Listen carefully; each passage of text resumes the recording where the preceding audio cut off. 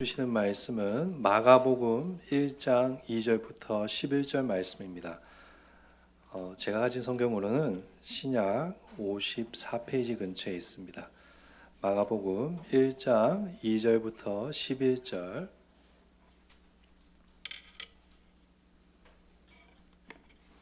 함께 찾아서 교독하도록 하겠습니다. 제가 먼저 2절 말씀을 읽겠습니다. 선지자 이사야 글에 보라, 내가 내 사자를 내 앞에 보내노니 그가 내 길을 준비하리라.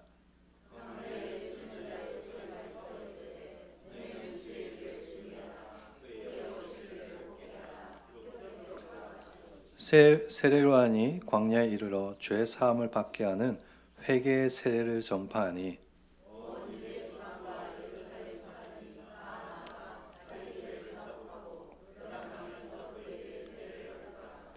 요한은 낙타털 옷을 입고 허리에 가죽띠를 띠고 메뚜기와 석청을 먹더라.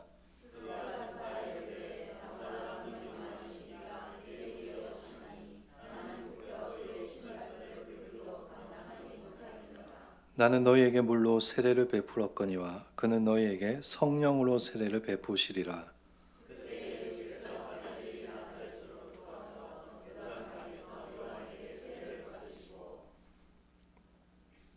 곧 물에서 올라오실새 하늘이 갈라짐과 성령이 비둘기같이 자기에게 내려오심을 보시더니 하늘로부터 소리가 나기를 너는 내 사랑하는 아들이라 내가 너를 기뻐하노라 하시니라. 아멘. 이 시간 할렐루야에 인사할까요? 예배 오신 여러분을 환영합니다.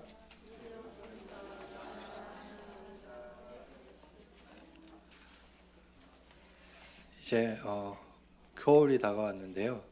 이번 주 목요일이 입동이었습니다. 네, 건강 잘 관리하시고 추운 겨울 가운데서도 주님이 주시는 따뜻한 은혜로 또 은혜 가운데 지내시는 우리 모든 한일교회 성도님들이 되시기를 축복합니다. 우리가 오늘 살펴보는 이 본문에 보시면 중요한 인물이 등장하고 있습니다. 누구일까요? 세례 요한입니다. 오늘 본문 2절과 3절을 보시면 세례 요한에 대한 예언으로 말씀을 시작하고 있습니다. 선지자 이사야의 글에 보라, 내가 내 사자를 내 앞에 보내노니 그가 내 길을 준비하리라. 광야에 외치는 자의 소리가 있어 이르되 너희는 주의 길을 준비하라. 그의 오실 길을 곧게 하라. 기록된 것과 같이. 우선 2절 말씀을 보시면 선지자 이사야의 글에라고 적혀 있습니다. 그리고 뒤에 뭐라고 적혀 있는가 이렇게 보시면 보라, 내가 내 사자를 내 앞에 보내노니 그가 내 길을 준비하리라 라고 기록되어 있습니다. 여러분, 이 부분을 자세히 보시면 이상한 것이 무엇인가 하면 2절 앞부분에서는 분명히 선지자 이사야의 글이라고 되어 있잖아요. 그런데 실제로 보라, 내가 내 사자를 내 앞에 보내노니 그가 내 길을 준비하라는 말씀, 사실 이사야서의 말씀이 아닙니다. 여러분께서 가진 성경을 한번 자세히 보시면 2절 밑에 보라 내 사자를 이 앞에 다들 한글로 기역자가 적힌 것을 발견하실 수 있을 것입니다. 맞죠? 다들 성경책 들고 오셨죠? 네. 네. 그리고 성경 밑에 각 줄을 보시면 기역해서 뭐라고 적혀 있는가 하면 말라기 3장 1절이라고 적혀 있습니다. 한마디로 이사야 선지자의 말을 인용했다면서 마가는 지금 말라기서의 말씀을 적고 있는 것이죠. 그리고 이어서 3절에 보시면 또 그 앞에 한글로 니은 적혀 있습니다. 니은. 이 니은에 대해서도 각주가 이렇게 달려 있는데 여기에 비로소 이사야 40장 3절이라고 적혀 있습니다. 그러니까 2절과 3절을 정리하자면 이사야의 글에 라고 기록은 해놓고 말라기서를 먼저 적어놓고 그리고 이사야서가 이어서 기록되어 있는 것입니다. 이게 어떻게 된 것일까요, 여러분? 이것에 대해서 여러 가지 의견들이 많이 있는데 일단 우리는 합신이잖아요. 우리 합신 말고 성경에 대해서 오류가 있고 성경만이 하나님의 말씀이 아니고 다른 데도 하나님의 말씀이 있다라고 믿는 자유주의 교단이 있습니다. 그 교단에서는 마가가 실수를 했거나 후손들이 잘못 옮겨 적은 것이다 이렇게 해석을 합니다. 그러나 우리는 여러분 절대로 그렇게 보지 않습니다. 왜냐하면 이 성경 말씀은 하나님의 말씀이고 오류가 없다고 우리는 믿기 때문에 만약에 이것을 사람의 실수다라고 인정해버리면 우리의 신학에 우리 교단에 심각한 문제가 발생하기 때문입니다. 그래서 이 부분을 우리는 어떻게 이해하는가 하면 마가가 두 선지자를 인용했는데 아마 두 선지자 중에서 대표자 격으로 대선지자 이사야를 먼저 언급한 것이다 라고 우리는 인정합니다. 따라서 정리하자면 마가는 두 명의 선지자를 인용한 것이 맞고 그 중에서도 대선지자 이사야의 이름을 가져와서 구약의 예언을 강조하고 싶어 했다는 것입니다. 그렇다면 왜 마가가 말라기서와 이사야서를 인용하면서 이 세례 요한이라는 사람에 대해서 먼저 이야기를 하는 것일까요, 여러분? 그것은 이 세례 요한이라는 사람이 그냥 평범한 사람이 아니라 구약의 예언을 성취하기 위해서 하나님께서 특별히 보내신 사람이라는 것을 말하기 위함입니다. 2절에 보시면 이렇게 적혀 있습니다. 내가 내 사자를 내 앞에 보내노니. 여기서 내 앞에라는 내 맞죠? 내는 메시아를 의미하는 것입니다. 정리하자면 하나님께서 당신의 사자를 준비하신 사자를 메시아 앞에 먼저 보내겠다고 예언하신 것입니다. 이 사자가 바로 누구인가 하면 오늘 우리가 자세히 살펴볼 본문에 등장하는 세례 요한입니다. 결국 마가는 이 선지자의 예언을 인용하면서 이 세례 요한이라는 사람이 그냥 예수님 오기 전에 활발하게 활동했던 그런 어떤 특별한 평범한 한 사람이 아니라 이미 하나님께서 메시아 예수님께서 오시기 전에 약속하신 하나님의 사자, 하나님의 사람이라는 이야기를 하고 싶어 하는 것입니다. 특별히 여러분 마가가 인용한 말라기서에 가면 4장에 가시면 엘리야가 다시 등장할 것이다. 하나님의 사자로서 엘리야가 다시 등장할 것이라고 예언하고 있습니다. 말라기 4장 5절과 6절 말씀인데요. 제가 읽어드리겠습니다. 보라, 여호와의 크고 두려운 날이 이르기 전에 내가 선지자 엘리야를 너희에게 보내리니 그가 아버지의 마음을 자녀에게로 돌이키게 하고 자녀들의 마음을 그들의 아버지에게로 돌이키게 하리라. 돌이키지 아니하면 두렵건대 내가 와서 저주로 그 땅을 칠까 하노라 하시니라. 여러분 여기 보시면 5절에 보시면 여호와의 크고 두려운 날이라고 되어 있지 않습니까? 이것이 메시아가 오실 신약 시대를 의미하는 것입니다. 그래서 신약 시대, 즉 메시아가 이 땅에 성육신하여서 오시기 전에 하나님께서 먼저 선지자 엘리야를 보내시겠다고 약속하신 것입니다. 물론 이것은 여러분 선지자 엘리야가 환생한다는 뜻은 아닙니다. 엘리야와 같이 위대한 일을 메시아를 위해서 이 땅에 할 사람이 먼저 오겠다고 하나님이 예언하신 것입니다. 그래서 여러분 유대 사람들은요 예언을 믿기 때문에 예언에 따라서 메시아가 오시기 전에 새로운 선지자 엘리야가 올 것을 믿고 기대하고 기다렸습니다. 그때 마침 세례 요한이 나타난 것입니다. 그런데 세례 요한이 어떤 모습을 하고 있는지 여러분 한번 자세히 보십시오. 엘리야의 복장을 하고 있습니다. 6절 말씀인데요. 6절 말씀에 보면 이렇게 적혀 있습니다. 요한은 낙타털 옷을 입고 허리에 가죽띠를 띠고 메뚜기와 석청을 먹더라. 이 표현이 중요한 이유는 지금 세례 요한의 복장이 열왕기하에 나오는 엘리야의 복장과 유사하기 때문입니다. 열왕기하 1장 8절에 보면 그들이 그들에게 대답하되 그는 털이 많은 사람이 이르되 허리에 가죽띠를 띠었나이다 라고 엘리야의 특징이 기록되어 있습니다. 맞죠? 털이 많고 허리에 가죽띠를 띠고 석청을 먹고 세례 요한이 엘리야와 같은 외형을 가졌던 것입니다. 몸도 비슷하고 똑같이 동물의 옷을 입고 있는 것이죠. 세례 요한의 그런 모습을 보고 당연히 유대 사람들은 엘리야가 왔다고 환호하기 시작했습니다. 본문 4절과 5절 말씀인데요. 제가 읽어드리겠습니다.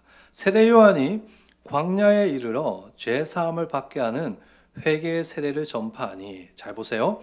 온 유대 지방과 예루살렘 사람이 다 나아가 자기 죄를 자복하고 요단강에서 그에게 세례를 받더라. 그리고 4절에 보면 세례를 전파하였다고 되어 있는데, 여기서 세례를 전파하였다는 말은 누구든지 공개적으로 세례를 받도록 초청했다는 말입니다. 엘리야의 복장을 하고 세례 요한이 요단강에 나타나서 공개적으로 세례를 베풀기 시작하자 5절에 기록된 것과 같이 이스라엘 전 지역의 사람들이 그 소문을 듣고 세례 요한 앞으로 나와 자기 죄를 자복하며 회개하며 세례를 받았습니다. 사람들이 세례 요한에게 이렇게 호의적이고 이렇게 적극적인 이유는 무엇이었을까요? 아까 읽은 말라기 말씀 때문입니다. 아까 우리가 읽은 말라기 말씀처럼 메시아가 오기 전에 엘리야가 와서 이스라엘 백성들의 마음을 돌이키게 할 것이다. 모든 유대 사람들은 이 예언을 알고 있었습니다. 그래서 엘리야가 나타나니까 기대하는 마음을 가지고 요단강에 가서 자기의 죄를 자복하고 이제 새로운 신약 시대, 하나님이 말하는 그 시대가 왔다라고 믿고 세례를 받은 것입니다. 그러나 문제는, 여러분 진짜 문제는 그들이 회개를 받은 목적이 하나님이 기뻐하시지 않는 목적을 가지고 있었다는 것입니다. 세례 요한에게 나온 모든 사람들이 다 그렇다고 할 수는 없겠지만 많은 유대인들이 세례를 받기 위해 세례 요한에게 나온 진짜 목적은 이제 메시아가 올 것이고, 여러분 잘 들어보십시오.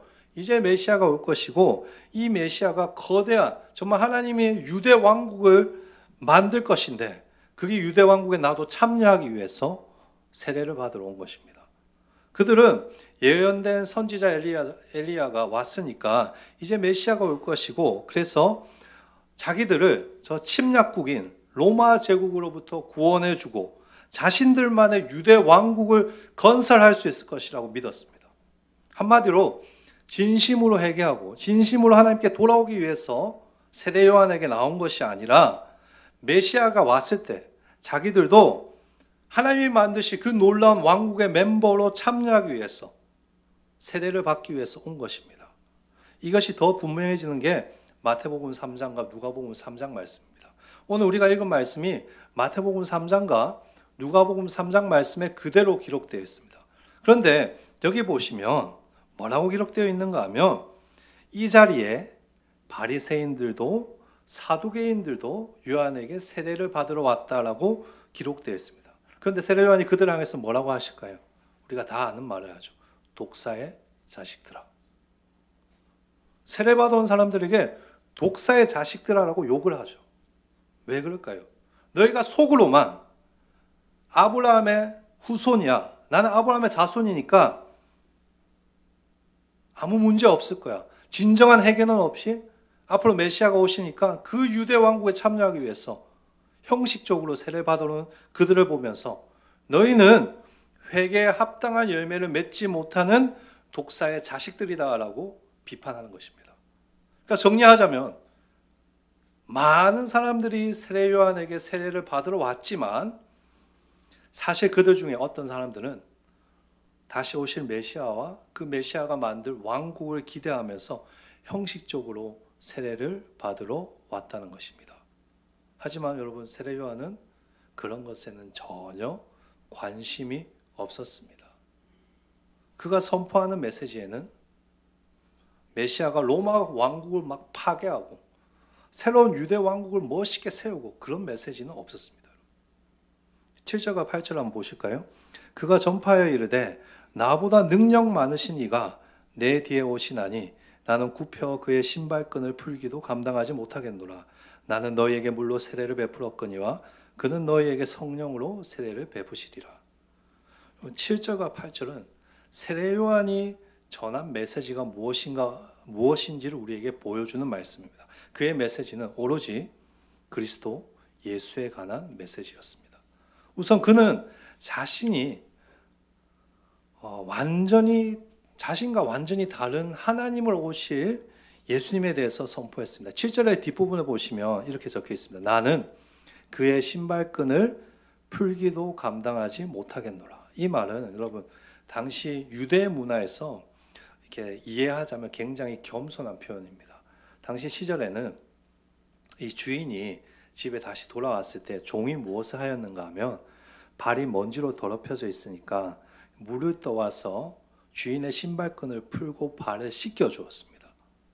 그래서 지금 요한이 나는 그의 신발끈을 풀기도 감당하지 못하겠노라. 이 말은 나는 그분을 바라보기에도 부족한 종이라라는 말이 담겨져 있는 것입니다. 이처럼 요한은 자신을 낮추면서 예수님이 얼마나 위대한 분이신가를 증거하고 있습니다. 그러면서 세례 요한은 예수님이 자신과 전혀 다른 역할을 하기 위해서 오신다는 것을 강조하고 있습니다. 8절 말씀이죠. 요한은 자신이 물로 세례를 베풀었지만 앞으로 오실 메시아께서는 무엇으로 세례를 베풀 것이라고 이야기하고 있습니까? 성령으로 세례를 베풀 것이다 라고 선포합니다. 이것은 자신의 사역이 오실 메시아의 사역과는 전혀 본질적으로 다르다는 것을 이야기하는 것이죠.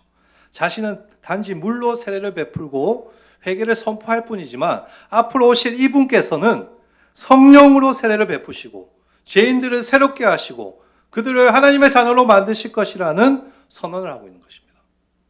이처럼 세례 요한은 유대인들이 기대하는 세상의 것들에 대해서 선포하지 않았습니다. 여러분. 오히려 그들을 구원하기 위해서 오실 예수 그리스도를 선포했습니다. 그것이 하나님께서 세례 요한을 이 땅에 보내신 진정한 목적이었습니다. 여러분 2절과 3절을 한번 자세히 한번 보십시오. 여기 보시면 하나님께서 세례 요한을 보내는 목적이 기록되어 있습니다. 여기서 반복되는 표현을 한번 찾아보십시오. 여러분 2절과 3절에서 길을 준비하라. 하나님께서 세례 요한을 이 땅에 보내신 목적은 오직 이 땅에 오실 메시아 예수 그리스도의 길을 준비하는 것이었습니다. 그것이 세례 요한의 인생의 목적이었습니다. 여러분 여기서 준비하다는 단어가 헬라어로 뭔가 하면 카타스케우아조라고 합니다. 이 단어가 당시 문화와 관련된 단어인데요. 옛날 고대 시대에서는 왕이나 황제가 어느 곳을 횡차할 때 누가 먼저 갔냐면 왕이 먼저 가지 않았습니다. 선발대가 먼저 갔습니다. 선발대가 먼저 그곳에 가서 왕이 행차할 수 있는 길을 닦았습니다. 그리고 강에 다리를 세우고 넓은 길을 만들고 왕을 환영할 수 있는 인파를 만들고 왕께서 그곳에 오실 수 있도록 선발대의 역할이 굉장히 중요했습니다. 그래서 선발대에게 막강한 권력이 부여되었습니다. 하나님께서 세례 요한을 이 땅에 보내신 진정한 목적은 이 땅에 오실 왕 대신 그리스도의 길을 준비하는 것이었습니다. 사람들을 진심으로 회개시키고 그들에게 오실 그리스도를 준비시키는 것. 세례 요한은 자신에게 주어진 그 사명을 잘 알고 있었습니다. 그래서 단 한 번도 딴 마음을 품은 적이 없습니다. 자신이 높아지거나 자신이 드러나는 것에는 전혀 관심이 없었습니다. 또한 자신의 말을 잘 듣는 사람들만 모아서 비밀스러운 조직을 만들거나 그들을 정신적으로 무장시키는 그런 일을 하지도 않았습니다. 여러분 잘 생각해 보십시오. 사실 많은 사람들이 세례 요한을 바라보고 있었고 세례 요한의 말 한마디, 행동 한마디 한마디에 영향을 받고 있었기 때문에 마음만 먹으면 언제든지 그런 일을 할 수 있었습니다. 그러나 세례 요한은 그 모든 유혹을 뿌리치고 사명을 끝까지 붙잡았습니다. 요한의 관심은 무엇이었는가? 세례 요한의 관심은 오실 그리스도의 길을 준비하는 것. 그게 그의 유일한 사명이었습니다. 요한복음 3장 30절 말씀, 이 말씀에 보면 세례 요한이 어떤 마음으로 자신의 사명을 감당하였는지 고백하고 있는데요.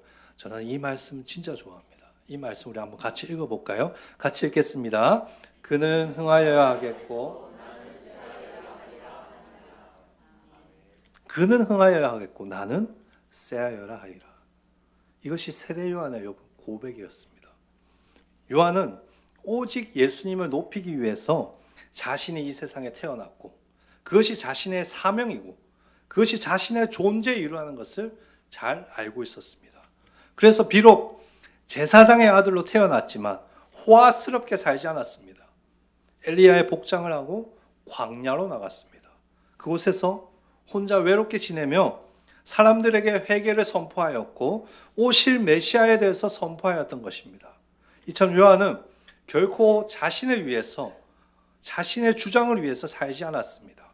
그는 오직 예수 그리스도를 위해서 살았고 또 그분의 길을 준비하기 위해서 외쳤습니다. 그때였습니다. 예수님께서 요한을 찾아오십니다, 여러분.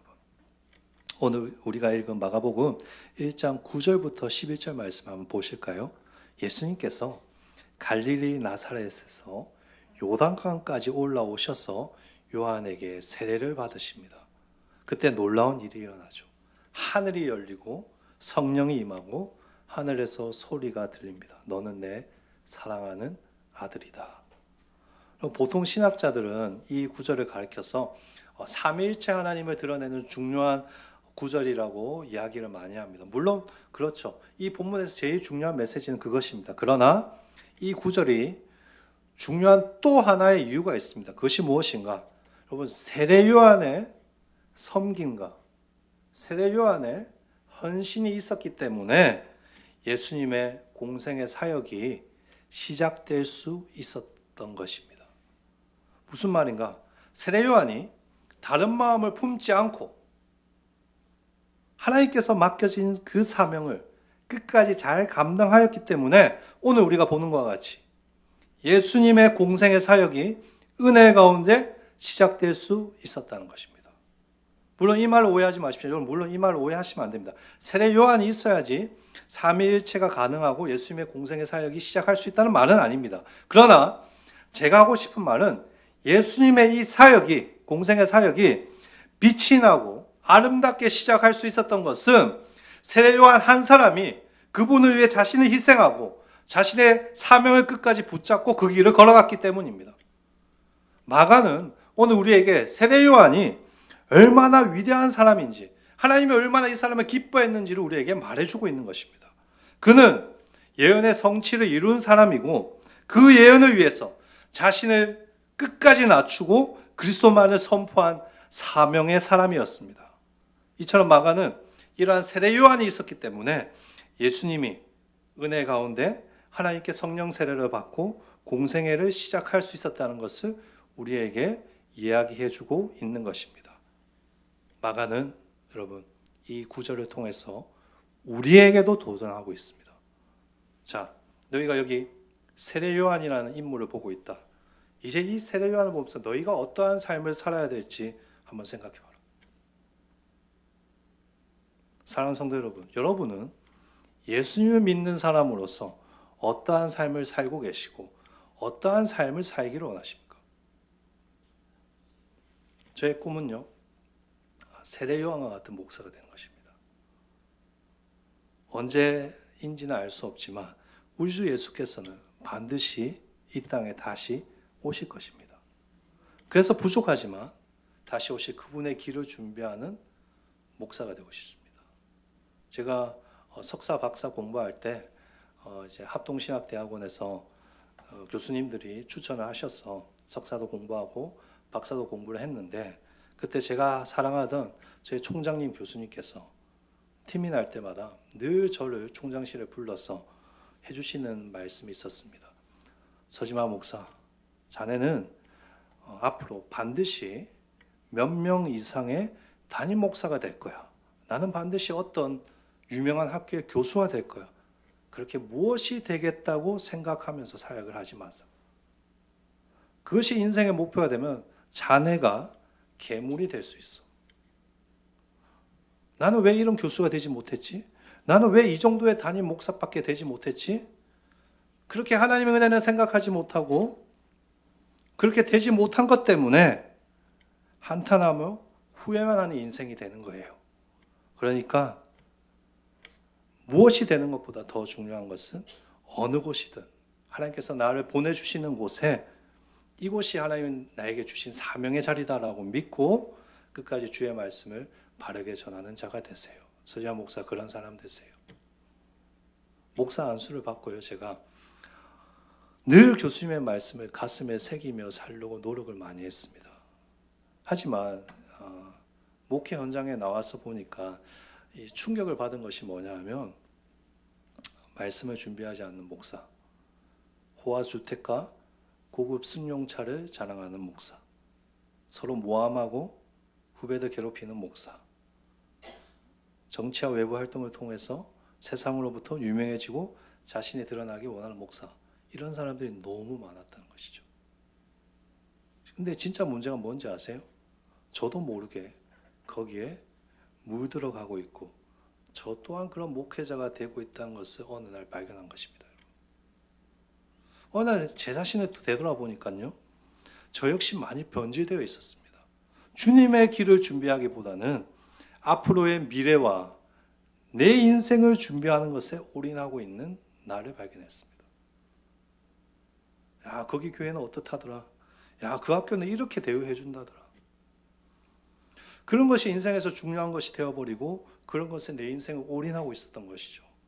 분명 신학교 시절에는 우리 다 아는 찬송가처럼 푸른 바다 나서니 뭐 어디든지 가오리다, 어디든지 가오리다 막 이렇게 찬양했잖아요. 근데 이제는 푸른 바다 나서니 뭐 괜찮은 곳 가오리다 이러고 있는 거예요. 그러던 가운데 마가복음을 시작하면서 제가 본문을 묵상하면서 세례 요한의 모습을 보았습니다. 너무너무 창피하더라. 너무너무 부끄럽더라. 내가 정말 하나님 앞에서 서약한데요, 주의 길을 예비하는 자로, 주님의 길을 준비하는 자로 살고 있는가. 지난주에 제가 설교하면서 제가 아는 사랑하는 동생 이야기를 했습니다. 제가 사랑하는 동생이 올해 초에 이제 부산의 작은 교회에 담임 목회로 왔습니다. 제가 그 친구를 보면서 은혜를 참 많이 받았지만 얼마나 충격을 받고 창피하고 부끄러웠는지 모릅니다. 아, 서지마 이놈아, 너 잘못된 길로 가고 있구나. 교수 되는 것에 목숨을 걸고 괜찮은 담임 자리에 목숨을 걸고 있구나. 이것은 주님이 원하시는 목회자가 아니다. 정신을 차리자. 많이 회개하고 울었습니다. 그리고 다짐했습니다. 주님, 어디든지 주님께서 불러주시는 곳이 있으면 그곳에 가겠습니다. 그곳이 강원도이든 전라도이든 아프리카 땅끝이든 주님 부르시는 곳에 가겠습니다. 그리고 장로님 두 분이 부산에 오셨습니다. 그래서 제가 이곳에 있는 것입니다. 여러분. 아무런 자격도 없고 아무런 능력도 없는 제가 이렇게 신학을 배우고 이렇게 목사가 돼서 이 자리에 있는 이유가 무엇일까요? 여러분? 나를 드러내고 내가 높아지기 위해서가 아닙니다. 그저 다시 오실 예수님의 길을 준비하기 위함입니다. 그분이 이 땅에 다시 오실 때 나 때문에, 이 서지마라는 한 사람 때문에 아주 조금이라도 그분의 이름이 영광을 받고 그분의 사역이 더 아름답게 되고 그분의 길을 예비하고 준비하기 위해서 주님께서 저를 이곳에 세우셨다고 믿습니다. 그저 담임 목사가 인생의 꿈이고 웬만큼 안정된 교수가 되는 게 목표가 아니라 성도들에게 말씀을 바르게 가르치고 주의 길을 준비하며 하나님 기뻐하는 사역자로 살아가는 것, 그것이 제 유일한 기도 제목입니다. 사랑하는 성도 여러분, 여러분도 오늘 말씀을 통해서 도전받기를 소망합니다. 오늘 여기 앉아 계신 우리 성도님들, 내가 왜 예수 믿는 사람으로 부름을 받았는가? 내가 왜 이 세상에서 그리스도인으로 살고 있는가? 주의 길을 예비하기 위함입니다. 우리가 예수를 믿는 것은 그저 세상적으로 성공하고 세상적으로 복받기 위해서 우리는 예수 믿는 거 아닙니다. 안타깝게도 어떤 사람들은 예수님을 축복을 받거나 다른 목적을 위한 수단이나 도구로 이용할 때도 있습니다. 그러나 우리는 하나님의 자녀로 부름을 받아서 세례 요한처럼 자기 이름이나 자기 영광을 구하지 아니하고 예수를 증거하고 그분의 길을 준비하기 위해서 살아가는 사람들입니다. 세례 요한과 같이 내가 살아가는 곳에서 오직 예수 그리스도를 전하고 그 영광을 위해서 세상에 담대히 외치는 소리가 되십시오. 어느 곳에 있든지 하나님께서 맡기신 사명을 묵묵히 감당하고 나는 낮추고 예수님만 높이는 그런 인생의 사람들이 되십시오. 우리 한일교회 역시 그런 교회가 되기를 축복합니다. 지금까지 하나님의 은혜로 40년 넘게 우리가 달려왔습니다. 왜 하나님께서 이 송현동, 이 땅 가운데 우리 한일교회를 세우시고 여기까지 인도하셨을까요? 주님의 길을 준비하라는 것입니다. 유명해지고 힘을 발휘하기 위해서 우리를 교회로 세우신 것이 아니라 아직도 주님을 알지 못하고 방황하는 저 영혼들에게 예수를 높이고 예수를 증거하기 위해서 하나님께서 우리를 교회로 부르셨다고 믿습니다. 그런 한일교회가 되기를 축복합니다. 우리 개신교 교회가 로마 가톨릭 교회로부터 나올 수 있었던 것은 종교개혁이 있었기 때문입니다. 얼마 전에 종교개혁 주일이 있었죠. 여러분은 종교개혁하면 어떤 인물이 제일 먼저 떠오르십니까? 누구요? 루터, 맞죠? 루터, 마틴 루터. 1517년에 마틴 루터가 비텐베르크 대학의 교회 정문에 이 가톨릭 신학에 대한 이 95개의 반박문을 붙이면서 그때 그게 계기가 되어서 종교개혁이 일어났습니다. 종교개혁의 대표적인 인물이었던 마틴 루터는 자신의 인생을 종교개혁에 올인하였습니다. 그러나 그 로마 가톨릭과 투쟁하고 싸운다는 일은 생각처럼 쉬운 일이 아니었습니다. 힘들고 어려운 일이었습니다. 때로는 죽음의 위협을 느끼기도 하였고 심지어 나중에 루터가 가톨릭 교회로부터 사형 선고도 받았습니다. 그래서 그런지 어느 날 이 루터가 너무 지쳐버렸어. 모든 것을 포기하고 싶은 유혹을 받았습니다. 그래서 집에서 침대에 누워서 이제 더 이상 안 되겠어. 나는 이제 더 이상 할 수 없어. 그렇게 넋두리를 늘어놓았습니다. 그때였습니다. 집안에서 무슨 소리가 나는데 곡소리가 나기 시작했습니다. 이게 무슨 소리지? 루터가 궁금해서 방문을 열고 나갔습니다. 그랬더니 루터의 아내 카탈리나가 상복을 입고 곡소리를 하고 있었습니다. 깜짝 놀란 루터가 아내에게 물었다고 합니다. 아니, 웬 상복을 입고 있어요?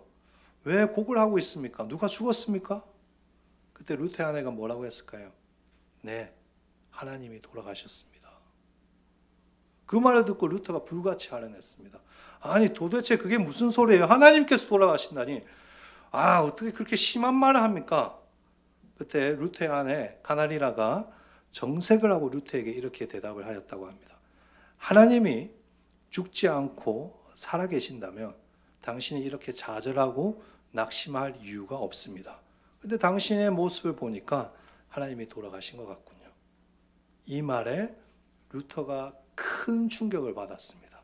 그리고 정신을 차리고 용기를 내어서 다시 일하기 시작했습니다. 평생을 바쳐서 로마 가톨릭과 싸웠고 개신교의 기초를 놓는 중요한 일하였습니다. 루터의 이러한 헌신과 준비가 없었다면 우리 개신교가 이렇게까지 자리 잡지는 못했을 것입니다. 사랑하는 성도 여러분, 예수님의 길을 준비하며 살아간다는 것은 결코 만만한 일이 아닙니다. 어렵고 힘듭니다. 왜냐하면 우리는 연약한 인간이기 때문입니다. 부족함도 있고요, 흠도 있고요, 자랑할 것도 많이 없습니다. 그래서 때로는 이런 내 자신이 부끄럽고 싫을 때도 있고, 때로는 세상에 주는 공격과 아픔을 감당하기 어려울 때도 있습니다. 그러나 여러분 기억하십시오. 하나님은 죽지 않으시고 지금 여전히 내 곁에 계십니다. 하나님께서는 우리에게 찾아와 손 내미십니다. 사랑하는 아들아, 사랑하는 딸아, 그래도 나와 함께 가자. 그렇게 손을 내미십니다. 그때 우리가 정신을 차리고 그것을 극복하고 믿음으로 걸어갈 때 우리를 통해서 주님께서 길을 예비하실 것이고 주님의 놀라운 역사가 우리 교회를 통해서 일어날 것이라고 믿습니다. 사랑하는 성도 여러분, 내가 살아가는 삶의 현장 가운데 때로는 답답하고 때로는 억울하고 때로는 눈물이 날 때도 있겠지만 그래도 예수님 붙들고 예수님의 길을 준비하며 살아가는 우리 성도들 되기를 간절히 축복합니다. 그 길을 걸어갈 때 하나님께서 우리 교회를 통해서 또 우리 성도님들을 통해서 역사하실 것이라고 믿습니다. 오늘 이 자리에 참여한 모든 우리 성도님들이 지금까지 주님 주신 사명을 붙잡고 잘 걸어오셨습니다. 포기하지 마시고 끝까지 걸어가십시오. 얼마나 고생하셨습니까? 얼마나 힘드셨습니까? 그러나 하나님 그 끝에 우리를 위한 멸류관을 준비하셨다는 사실을 기억하시고 믿음으로 걸어가기를 축복합니다. 옆 사람에게 한번 격려할까요? 수고하셨습니다. 고생하셨습니다. 끝까지 믿음의 길을 갑시다. 네, 우리가 서로에게 축복한 것처럼 우리 한일교회가 앞으로도 믿음으로 주님의 길을 예비하며 걸어가는 그런 복된 교회가 되기를 주의 이름으로 축복하고 또 축복합니다. 아멘. 우리 시간 오늘 말씀을 생각하면서 주님 다시 오실 때까지 힘차게 찬양하도록 하겠습니다.